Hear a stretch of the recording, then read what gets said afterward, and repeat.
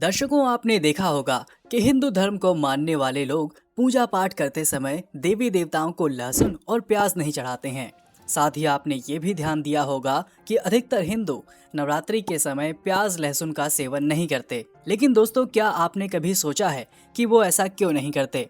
तो दोस्तों, मैं आपको बता दूं कि इससे जुड़ी एक कथा का वर्णन हिंदू पुराणों में भी किया गया है, जिसमें ये बतलाया गया है कि पूजा पाठ या फिर किसी भी व्रत एवं त्योहार में प्याज लहसुन को ना तो चढ़ाया ही जाना चाहिए और ना ही इन दोनों का खाद्य पदार्थ के रूप में इस्तेमाल ही करना चाहिए।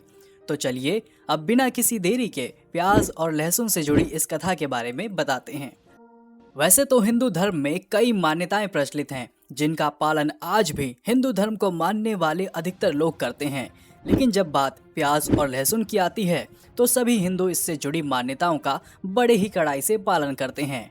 पुराणों में वर्णित कथा के अनुसार सृष्टि के आरंभ में जब देवताओं और दानवों ने मिलकर समुद्र मंथन किया तो उसमें नवरत्न निकले और सबसे अंत में अमृत निकला, जिसे पीने के लिए देवताओं और दानवों में लड़ाई छिड़ गई। तब भगवान विष्णु ने मोहिनी अवतार लेकर से देवताओं को अमर बनाने के उद्देश्य से अमृत पिलाने लगे। उसी समय राहु और केतु नाम के दो राक्षस देवताओं के बीच आकर बैठ गए और मोहिनी रूपी भगवान विष्णु ने उन दोनों राक्षसों को भी अमृत पिला दिया। परंतु यह बात जैसे ही भगवान विष्णु को पता चली तो वैसे ही उन्होंने राहु और केतु के सर को अपने सुदर्शन की सहायता से धड़ से अलग कर दिया। परंतु सर धड़ से अलग होने तक उन दोनों राक्षसों के मुंह के अंदर अमृत की कुछ बूंदें चली गई थीं। ऐसे में राक्षसों का सर तो अमर हो गया, लेकिन शरीर का बाकी हिस्सा पूर्णतः नष्ट हो गया। लेकिन जब भगवान विष्णु ने राहु और केतु का सर धड़ से अलग किया था, उस समय उनके शरीर के खून की कुछ बूंदें नीचे जमीन पर गिर गई थीं और ऐसा माना जाता है कि उन्हीं के खून की बूंदों से प्याज और लहसुन की उत्पत्ति हुई।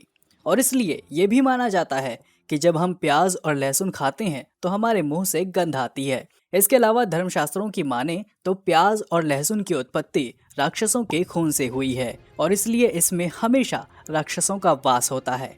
और यही कारण है कि ना तो प्याज लहसुन का इस्तेमाल पर्व के दिन खाद्य पदार्थ के रूप में किया जाता है और ना ही इन दोनों को किसी भी हिंदू धर्म में देवी देवताओं को चढ़ाया जाता है। परंतु धड़ से सर अलग होने से पहले अमृत की कुछ बूंदें मुंह के अंदर चली गई थीं, इसलिए प्याज और लहसुन में रोगों से लड़ने की क्षमता होती है।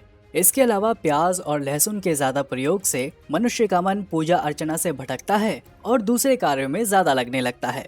और यही वजह है कि पूजा पाठ में हम इन दोनों का प्रयोग नहीं करते। साथ ही हिंदू धर्म के शास्त्रों में लहसुन और प्याज को राजसिक और तामसिक माना गया है।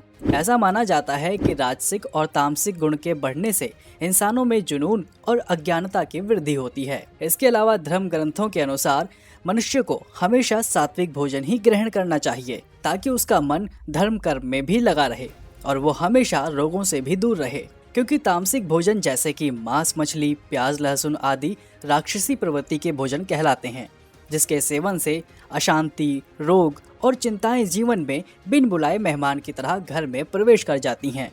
इसलिए पुराणों में लहसुन और प्याज का प्रयोग रसोई में निषेध माना गया है और यही कारण है कि हिंदू धर्म को मानने वाले लोग नवरात्रि के पवित्र दिनों में इसका सेवन नहीं करते। तो दोस्तों, उम्मीद करता हूँ कि आपको हमारी ये प्रस्तुति पसंद आई होगी और अगर पसंद आई है तो इसे ज़्यादा से ज़्यादा लाइक करें, शेयर करें। साथ ही ऐसे ही आध्यात्मिक वीडियो के लिए हमारे चैनल को अभी सब्सक्राइब कर लें। इस वीडियो में फ़िलहाल इतना ही। अब हमें दीजिए इजाज़त।